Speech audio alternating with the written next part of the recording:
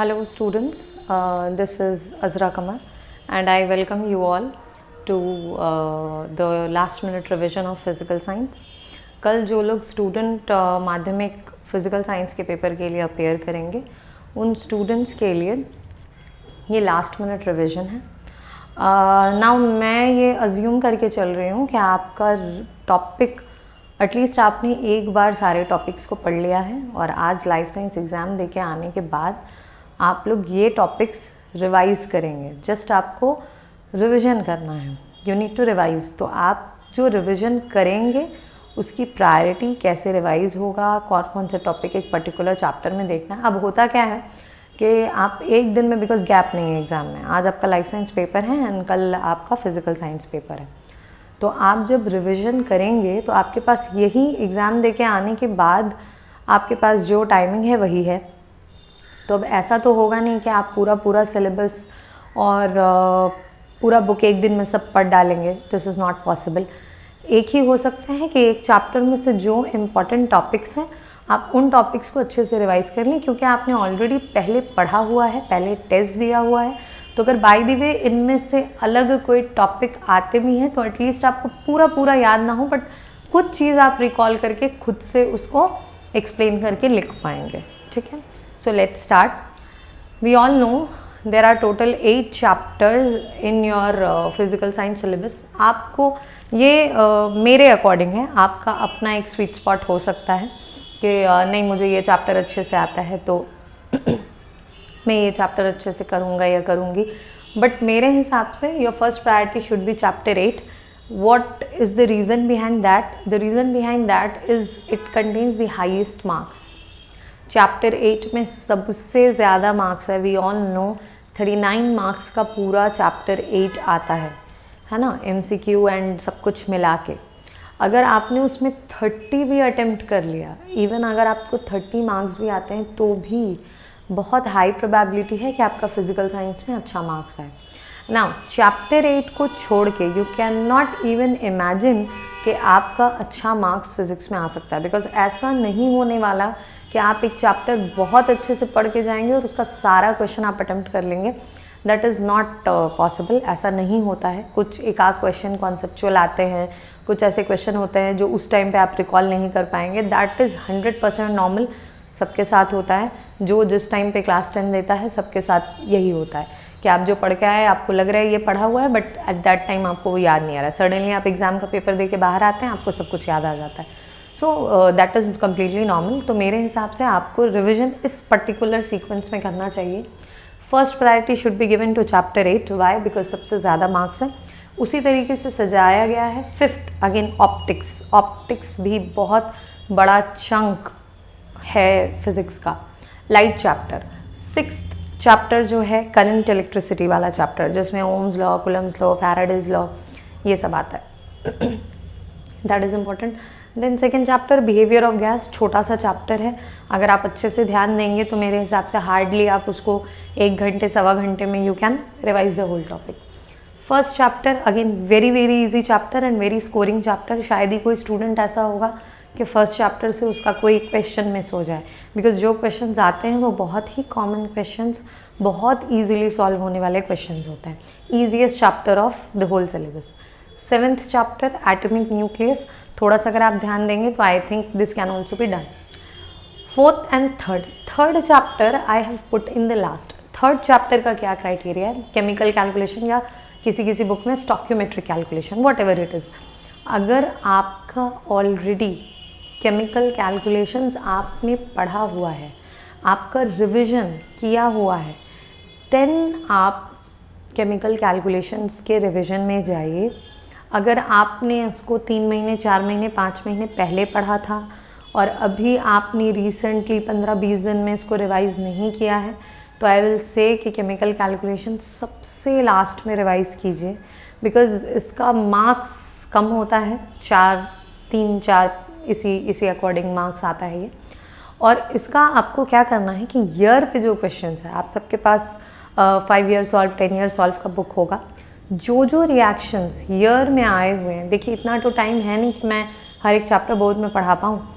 But this can be done कि आप इसका ईयर का जो क्वेश्चन है उसके रिएक्शंस को आप प्रैक्टिस कर लें, वो इम्पॉर्टेंट, उसी से मिलता जुलता क्वेश्चन ही एग्ज़ाम में आता है. But I will say that also at the last, पहले आप जितना पोर्शन है ये सब कर लें, then you will go to that last portion. Okay, now we will start seeing. First chapter से आपने क्या क्या पढ़ना है. फर्स्ट चैप्टर में you will say first chapter is your environment and its crisis. First chapter में troposphere, हम लोग लेयर्स के बारे में जानते हैं कि एटमॉस्फेयर में काफ़ी सारे लेयर्स हैं. लेयर्स में सब लेयर अगेन है तो बहुत सारे लेयर्स. ट्रोपोस्फेयर में आपको बस इतना याद रखना है कि यहाँ पे चेंज होता है. क्या चेंज होता है? वेदर का फिनोमेना.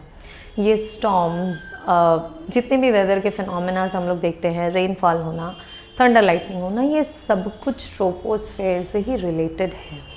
अगेन आपको इसका कितना ऑल्टीट्यूड है और क्या क्या केमिकल स्पीशीज़ है, एक ओवरऑल आइडिया है.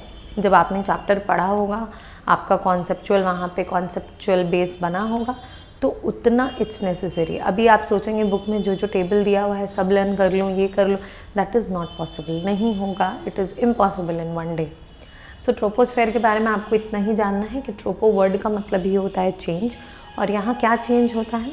इन्वायरमेंट से रिलेटेड जो भी फिनोमेना है वो सारे यहाँ पे चेंज होते हैं. इसीलिए इन्वायरमेंटल क्लाइमेटिक चेंज, वेदर का चेंज इसी लेयर में देखा जाता है. इसीलिए इस लेयर को ट्रोपोस्फेयर, इसके ऊपर जो लेयर्स हैं वहाँ पे क्लाउड नहीं है, रेनफॉल नहीं है, इसलिए हम लोग ट्रोपोस्फेयर को हम लोग एसोसिएट करते हैं वेदर की चेंज के साथ. और भी है इसमें, प्रोपेलर ड्रिवन एयरक्राफ्ट ट्रैवल करते हैं. स्ट्रैटोस्फेयर नेक्स्ट लेयर. स्ट्रैटोस्फेयर में क्या इंपॉर्टेंट हो जाता है?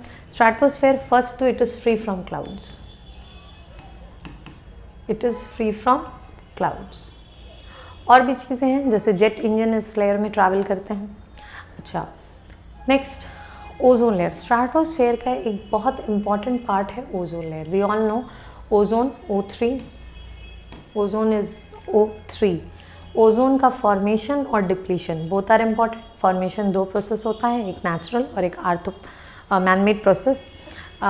दूसरा depletion. Depletion very very important of ozone layer. Why? Because we know कि नेचुरली भी ओजोन डिप्लीट होती हैं, बट मैनमेड कॉजेज़ की वजह से ओजोन ज़्यादा डिप्लीट होती हैं. रोल ऑफ CFC और ऑक्साइड्स ऑफ नाइट्रोजन का जो रोल है ओजोन को डिप्लीट करने में. CFC का क्या रोल है? हम लोग जानते हैं कि CFC एक एटम रिलीज़ करती है. What is the full form of CFC? Chlorofluorocarbon. So that chlorine atom which get release from CFC that starts to react with ozone. इसका रिएक्शन अच्छे से देख लेंगे आप लोग. Reaction is already given in the book, kindly consult your book, वहाँ से आप देख लेंगे कि रोल ऑफ CFC क्या होती है. And oxides of nitrogen. CFC आता कहाँ है स्ट्रैटोस्फेयर में? हम लोग रेफ्रिजरेंट्स यूज़ करते हैं, AC वगैरह वगैरह, वो सब में CFC होता है.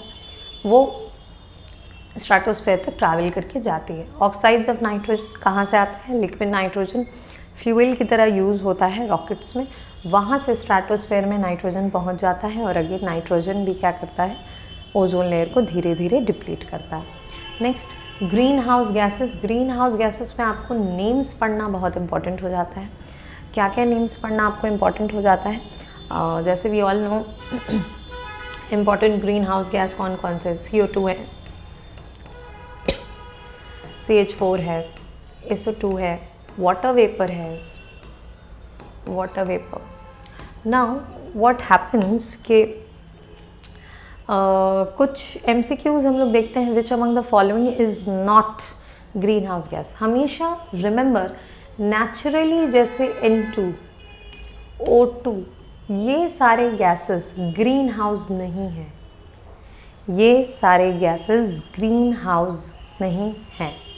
So if there is a question कि इनमें से विच of the following is not a green house gas and इनमें से कोई ऑप्शन दिए हों, carbon dioxide, SO2, NO2, N2O, water vapour, और उसके साथ कहीं पे एक ऑप्शन नाइट्रोजन हो, ऑक्सीजन हो, तो ये सारे गैसेस ग्रीन हाउस नहीं हैं. ग्रीन हाउस गैस कौन से हैं? ये आप लोगों को I think green house gas का प्रॉपर्टी पता ही होगा कि ग्रीन हाउस गैस हीट अर्थ से इंसिडेंट मतलब हीट वेव्स को बैक जाने नहीं देती हैं, अब्जॉर्ब कर लेती हैं, जिसके कारण हीट अर्थ का जो टेम्परेचर है वो एवरेज टेम्परेचर धीरे धीरे इंक्रीज करता है। इसी फिनोमिनन को we call global warming. So this is how global warming comes. Global warming में आपने क्या पढ़ के जाना है? ग्लोबल वार्मिंग में आपने इसका इफेक्ट पढ़ लेना है, ठीक है। अब ये इतना इजी टॉपिक है कि ग्लोबल वार्मिंग में इफेक्ट्स मतलब आप ऐसे ही by using your common sense you can write कि polar ice caps are melting, average temperature of the earth is increasing, ऐसे करके you can write the effects. Plus global warming के बाद इसमें जो एक इम्पॉर्टेंट टॉपिक आता है वो आता है sustainable development.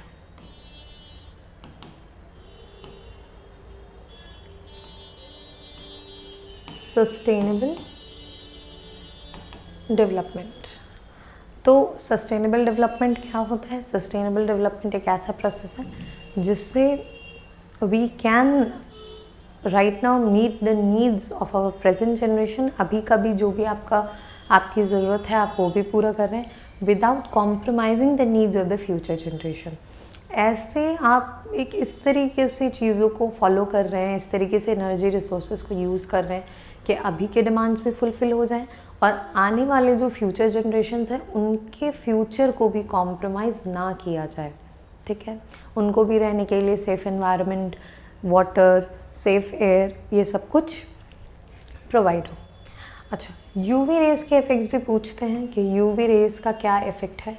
We all know कि UV rays skin cancer cause करती है, आई पे इफ़ेक्ट करती है, एंड ये सब कुछ यूवी रेज़ का इफ़ेक्ट्स है, तो ये आप देख लेंगे। ओके, नेक्स्ट टॉपिक इसी में आता है fossil fuel. What are fossil fuel? जो भी फ्यूल, वट एवर फ्यूल जो आप अर्थ के सरफेस से प्रोड्यूस हो रहा है, earth beneath the surface of the earth, those are known as fossil fuel. They burn and they give carbon dioxide. They release carbon dioxide which is very very harmful for our environment. Fossil fuels के options होते क्या क्या हैं? कोल, okay, कोल है, petrol है, ये सब कुछ फॉसिल फ्यूल वाले कैटेगरी में आते हैं। ना एक आध बार ऐसा क्वेश्चन आया है कि विच of the following is not a fossil fuel, इनमें से कौन फॉसिल फ्यूल नहीं है? तो आप देखेंगे जहाँ पे ऑप्शन इथेनॉल हो, because again ethanol you are not mining it from the surface beneath the earth, so ethanol is not a fossil fuel. Charcoal, wood, these are not fossil fuel, but coal, petrol, kerosene, these all come in the category of fossil fuel. Calorific value, 1 gram of या 1 kg of fuel को जब आप burn करते हैं तो the amount of energy release is called calorific value. इसका SI unit important है, काफ़ी बार एग्जाम में आ चुका है। Highest calorific value, highest calorific value कौन से, हाईएस्ट कैलोरीफिक वैल्यू कौन से टाइप ऑफ फ्यूल की होती है? वो है हाइड्रोजन है जिसका आंसर। तो ये कोल और डीजल के बीच में विच हैज़ हाईएस्ट वैल्यू, इस तरीके से। यूज़ आपको देख लेना है, सोलर एनर्जी, बायोगैस, बायोमास, और भी टाइप्स ऑफ एनर्जी हैं, टाइडल एनर्जी है, जियोथर्मल है, विंड एनर्जी है। अगेन वो सबका यूज़ इज़ अप्रॉक्सीमेटली सेम। जैसे सोलर एनर्जी क्लीन फ्यूल है, it does not cause pollution, clean fuel है। और सोलर एनर्जी हम लोग डोमेस्टिक लाइटिंग में, स्ट्रीट लाइटिंग में, ये सब में यूज़ कर सकते हैं। देयर बाई नाउ वैसे ही अगर एग्ज़ाम में by the way if there is wind energy, अब इसका थोड़ा सा आपको लिमिटेशंस भी पता होना चाहिए कि जब आप विंड मिल लगाते हैं तो बहुत ज़्यादा कॉस्ट पड़ता है। बाय द वे कभी आ गया कि state 1 limitation of wind energy, तो विंड एनर्जी का लिमिटेशन कि initial cost is very high. हर किसी के बाद में, अब ऐसा नहीं है कि आप अपने घर पे विंड मिल लगा लेंगे और वो ऑपरेट करेगा, बिकॉज पहली बात तो कॉस्ट हाई है, दूसरी बात विंड का स्पीड पे डिपेंड करता है। तो नेचुरली जहाँ पे विंड का स्पीड है, जगह बहुत ज़्यादा है, वहाँ पे वी यूज़ विंड मिल। सो ये सब लिमिटेशंस है। Biogas, biomass, very important. Biogas में कई बार पूछा गया है कि बायोगैस का मेन कॉन्स्टिट्यूएंट गैस कौन सा है? Methane, which is the answer, methane. So biomass methanogenic bacteria anaerobic respiration करके बायोमास को धीरे धीरे डिग्रेड करती हैं एंड कन्वर्ट करती हैं बायोमास। देयर कम CBM, दो और इम्पॉर्टेंट टॉपिक है बुक में, CBM और मीथेन हाइड्रेट। आपको इनमें से क्या पढ़ना है? CBM का फुल फॉर्म आई होप सबको ही पता होगा, कोल्ड बेड मीथेन। कहाँ पाया जाता है? कोल के सीम्स में, buried inside the coal seams. फिर वैसे ही मीथेन, ये सब आगे इन सब का पोटेंशियल है, इसलिए हम लोग इसको पढ़ रहे हैं। मीथेन हाइड्रेट, फार्मूला देख लीजिएगा मीथेन हाइड्रेट का। ओके, कहाँ पाई जाती हैं? Beneath the ocean floor and the Arctic regions. और मीथेन हाइड्रेट फायर आइस के नाम से भी फेमस है।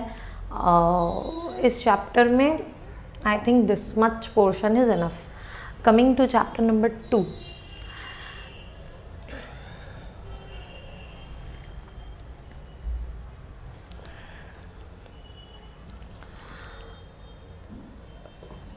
coming to chapter number 2, we have Charles law and Boyle's law. Equation important है। Boyle's law and Charles law में आपको क्या पढ़ना है? Boyle's law and Charles law का graph, definition, mathematical form, these are very important. Constants, Charles law में क्या constant है, बॉयल्स लॉ में क्या कांस्टेंट है। कई बार ऐसा क्वेश्चन आया है कि state the constants of Boyle's law, state the constant of Charles law. Graph आप देख लेंगे, graph Charles law Boyle's law का ग्राफ इज़ इम्पॉर्टेंट। आपको पता ही होगा कि ये बॉयल्स लॉ का ग्राफ है, ये P, ये V। Again mathematical form, we know that PV is equals to constant. So अगर PV कांस्टेंट है and you get a graph like this one is PV and let's say this is P। So PV constant है तो the graph should be perpendicular to this axis. This will also be the graph of Boyle's law. So mathematical form से ही different graphs आते हैं जो आप लोग पहले भी पढ़ चुके हैं, वही आप लोगों को यहाँ पे ग्राफ में करना है। वैसे ही चार्ल्स लॉ, ये आइडियल गैस इक्वेशन का लॉ है, PV इक्वल्स टू nRT। इसमें क्या इंपॉर्टेंट है, कभी कभार इसी इक्वेशन को we write like this, n होता है नंबर ऑफ मोल्स, तो number of moles can be written as mass divided by molecular weight. m का SI यूनिट पूछा गया है कि what is the SI unit of this m, already question में आ चुका है, आप लोगों ने ईयर का पेपर सॉल्व किया होगा, आपको पता ही होगा। ओके, r की value SI unit different, r की जितनी सारी वैल्यूज़ हैं यूनिवर्सल गैस कांस्टेंट के SI में है, CGS में है, फिर 0.082 है लीटर ATM, तो जो भी वैल्यूज़ हैं वो सारी वैल्यूज़ आप देख लेंगे। आइडियल गैस क्या होता है, रियल गैस क्या होता है? We all know ideal gas एक हाइपोथेटिकल कॉन्सेप्ट है। आइडियल गैस वो गैस है जो हर गैस लॉ को फॉलो करती है at all temperature and pressures, और यही उनका इक्वेशन है। KTG, kinetic theory of gas, ideal gas के बारे में ये बताती है कि इनके मॉलिक्यूल्स बहुत ही स्मॉल होते हैं, ऑलमोस्ट इनका नेग्लिजिबल वॉल्यूम होता है, और इनके मॉलिक्यूल्स के बीच में इंटर मॉलिक्यूलर फोर्सेस नहीं होते हैं। This is the only difference between real gas and ideal gas. In real gas यही दो पॉइंट्स नहीं होते हैं, इनके वॉल्यूम होते हैं। There is no negligible volume in real gas, and the second one is they have intermolecular attractive forces, intermolecular attractive force, ये real gas में प्रेजेंट होते हैं, आइडियल गैस में नहीं होते हैं। This is the difference between real and ideal gas. Real gas हर temperature, हर प्रेशर पे आइडियल गैस इक्वेशन को, और भी अदर गैस लॉज हैं जैसे we all know Gay Lussac's law है, वो सेम चार्ल्स लॉ की तरह है। चार्ल्स लॉ वॉल्यूम और टेम्परेचर पे है, वो प्रेशर और टेम्परेचर में। सेम डेफिनेशन, सब कुछ सेम, वॉटेवर जो आप वहाँ वॉल्यूम से लिखेंगे यहाँ पे you will write with pressure. So हाँ, इंटरमॉलिक्यूलर अट्रैक्टिव फोर्सेस नहीं होते हैं। KTG का और भी काफ़ी सारा पॉस्टुलेट्स, आई विल से एनी 3 पॉस्टुलेट्स, ये 2 तो इम्पॉर्टेंट थे, इसके अलावा और भी पॉस्टुलेट्स होते हैं। काइंडली लुक एक बार देख लीजिएगा। एक लुक देख लेने से क्या होता है कि आप ऑलरेडी पढ़ चुके हैं, आप उसको रिकॉल करेंगे तो आपके मेमोरी में वो रह जाता है। Okay, next is absolute zero. Definition हम लोगों को पता है, वैल्यू पता होना चाहिए एब्सोल्यूट ज़ीरो का। क्या होता है एब्सोल्यूट ज़ीरो पे? वी ऑल नो दैट ये लोएस्ट पॉसिबल टेम्परेचर है, इससे ज़्यादा टेम्परेचर और लो आप नहीं कर सकते. At -273, theoretically the volume of the gas becomes 0. That is why this is called absolute zero. Then comes the graph. Boyle's law, Charles law, दोनों का ग्राफ अच्छे से कर लीजिएगा. चार्ल्स लॉ का ग्राफ वी नो, वो जो नॉर्मल वाला ग्राफ होता है वो टच नहीं करता है, हम लोग उसको एक्स्ट्रापोलेट करते हैं. That is important. Numerical, when I से न्यूमेरिकल, सो न्यूमेरिकल में आपने क्या क्या करना है. न्यूमेरिकल में चार्ल्स लॉ पे न्यूमेरिकल, बॉयल्स लॉ पे न्यूमेरिकल, कंबाइंड फॉर्म पे न्यूमेरिकल आता है. ओके, चार्ल्स लॉ पे, बॉयल्स लॉ पे अगर देखेंगे तो दिस इज द 1 मिनट.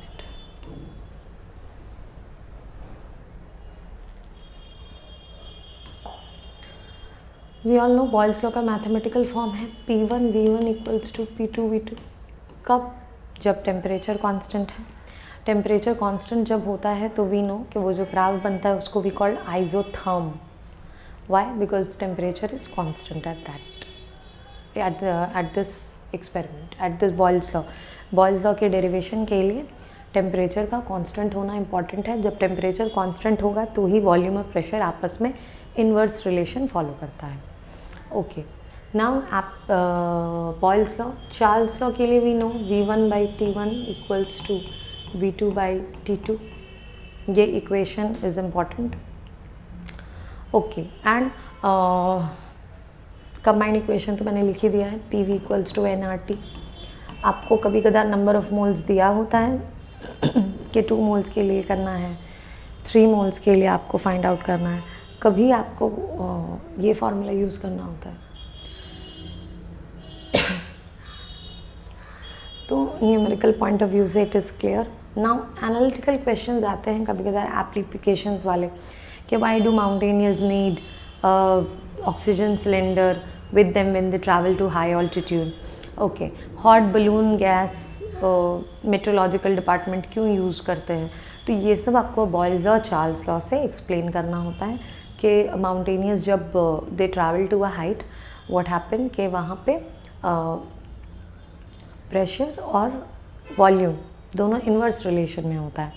तो सिंस वॉल्यूम के साथ डेंसिटी भी इन्वर्स रिलेशन में होता है तो density of the layer gets decrease. वहाँ जो लेयर ऑफ ऑक्सीजन होता है उसका डेंसिटी कम हो जाता है, amount of density of oxygen कम हो जाता है तो ब्रीदिंग में प्रॉब्लम आता है. That is why they take oxygen cylinder with them. So आपको यहाँ पे जब आप ये आंसर्स लिखेंगे तो काइंडली रिमेंबर कि आप जिस लॉ को यूज़ कर रहे हैं उस लॉ को आप मेंशन करें. From Boyle's law, from Charles law. तो आंसर में जब एग्जामिनर आंसर चेक करते हैं तो दे विल गेट कि अच्छा आपको बॉयल्स लॉ, चार्ल्स लॉ की नॉलेज है, उस पर आपने ये एक्सप्लेनेशन लिखा है. Okay, next Avogadro's law and Gay Lussac's law. From my thinking Avogadro's and Gay Lussac's आप पढ़ लें. एवोगाड्रोस में वही इंपॉर्टेंट है कि 1 मोल का वी ऑल नो कि उसका 1 मोल का वेट कितना होता है जो उसका मॉलिक्यूलर वेट होता है. जैसे अगर इफ़ आई टेक वाटर तो 1 mole of water will be how much? 18 grams, 18 mu. Okay, 18 grams we can say also, 18 grams. Now we all know that इस टाइम पे कितने इलेक्ट्रॉन्स होंगे, तो एवोगाड्रोस नंबर के इलेक्ट्रॉन्स होंगे. कितने प्रोटॉन्स होंगे सेम, कितने आयन्स होंगे सेम. अच्छा, इसका वॉल्यूम कितना होगा इस टाइम पे? 22.4 लीटर्स है ना. अब एक दो बार ऐसा MCQ में आता है कि 44.8 लीटर्स ऑफ कार्बन डाइऑक्साइड हैं. आपने बताना है कि इसमें कितने मोल्स हैं, ठीक है, या कितने इलेक्ट्रॉन्स हैं, कितने प्रोटॉन्स हैं. तो विल से कि 1 मोल ऑफ कार्बन डाइऑक्साइड में 22.4 होगा. सो इसी का डबल है वो, that means that is 2 moles. 2 moles of CO2, ठीक है. ओके, इस टाइप से एमसीक्यू में क्वेश्चन ऑलरेडी फ्रेम किया हुआ। Gay Lussac's from my point of view उतना ज़्यादा इंपॉर्टेंट नहीं है, बट एक बार आपको गो थ्रू कर लेना है। कुछ खास ग्राफ नहीं है उसका, बिल्कुल चार्ल्स लॉ की तरह ये ग्राफ बनता है, जैसे चार्ल्स लॉ का वीटी का ग्राफ है, इसका प्रेशर एंड टेम्परेचर का ग्राफ है, where volume is remaining constant. So moving on to next, again chapter 3 I have kept blank for the same very reason कि आप इसको ईयर के क्वेश्चंस, बिकॉज राइट नाउ इतने कम time में it is not possible मैं यहाँ पे पूरा डिस्कस कर लूँ ऑब्वियसली, बिकॉज और भी चैप्टर्स हैं। Year questions, previous year questions PYQ जितने हैं वो भी जब आपके पास टाइम हो, if you have time then you can consult PYQ previous year questions. तो I think that is more than enough for chapter 3. Then chapter number 4 thermal phenomena. Thermal phenomena में starting of the chapter हम लोग ये जानते ही हैं कि जब heat apply करते हैं तो वी नो कि due to application of heat the solids expand, है ना, जो सॉलिड्स होते हैं वो एक्सपैंड करते हैं। So that is thermal phenomena, expansion due to application of heat and contraction due to removal of heat. So वहाँ पे we will say alpha beta gamma, ये दोनों आप लोगों को देखने को मिलेगा। इसका डेफिनेशन पढ़ लीजिएगा, अल्फ़ा बीटा गामा क्या है। Alpha is coefficient of linear expansion, beta is coefficient of superficial expansion and gamma is the coefficient of cubical or volume expansion. Definition से ही मिलता जुलता फार्मूला है। अगर आपको फार्मूला लर्न है तो आई डोंट थिंक आपको डेफिनेशन पढ़ने की भी ज़रूरत है, बिकॉज आप फार्मूला से डेफिनेशन फॉर्म करके लिख देंगे। We all know what is alpha, it is change in length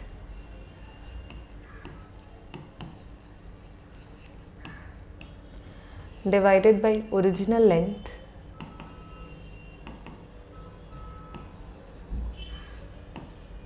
into change in temperature, into change in temperature.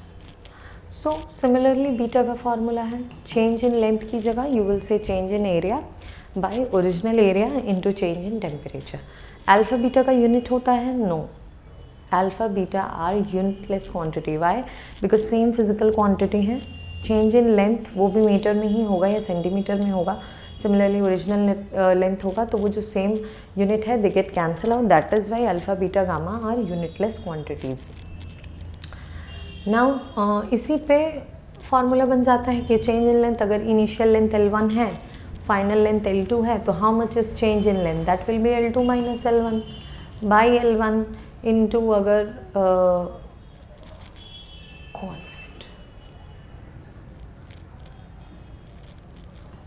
So alpha will be change in length.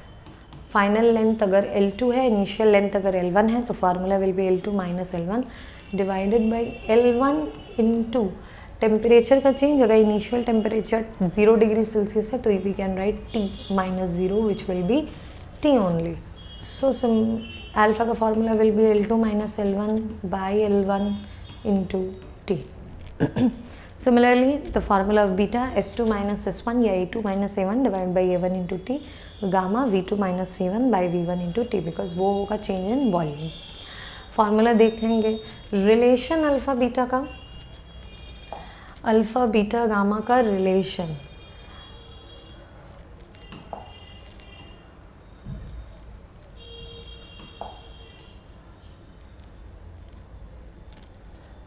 Alpha beta gamma का relation important है। कैसे important है कि alpha is to beta is to gamma, the ratio is 1:2:3। The ratio is 1:2:3। Now this can also be written as, alpha can also be written as beta by 2, because ये ratio क्या indicate कर रहा है कि अगर alpha को 1 quantity assume करें तो beta will be double of it and gamma will be triple of it. So alpha can be written as beta by 2 and it can also be written as gamma by 3। So you will see either MCQs में आते हैं which of the following relation is correct या which of the following relation is wrong, कुछ भी हो सकता है, but यही दो फॉर्मेट में इसको लिख सकते हैं. इफ़ अल्फ़ा बीटा लिखेंगे तो we can write 2 alpha is equals to beta, 3 alpha is equals to gamma and so on. Okay, then application वाले क्वेश्चंस आते हैं इस चैप्टर में. Application, why gaps are provided between rail lines, इस type के question वो आप देख लेंगे. Thermal conductivity very very important. Thermal conductivity का फार्मूला, थर्मल कंडक्टिविटी का यूनिट, वो किस पे डिपेंड करता है, ये सब आपको पता होना चाहिए. थर्मल कंडक्टिविटी काफ़ी बार क्वेश्चन आ चुका है कि इनमें से कौन से अलॉयज़ का, कौन से मेटल का थर्मल कंडक्टिविटी बहुत हाई है. डायमंड के वेफर हम लोग क्यों यूज़ करते हैं, और because of the same reason obviously. तो थर्मल कंडक्टिविटी आपको अच्छे से देख लेना है. इस चैप्टर में से थर्मल कंडक्टिविटी की चांसेस, प्रोबेबिलिटी वेरी हाई है.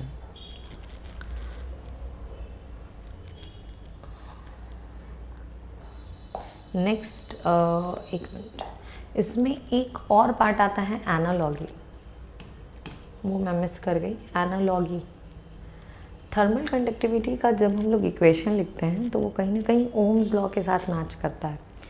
तो उसके एनालॉगी को आपके बुक में ऑलरेडी गिवन है.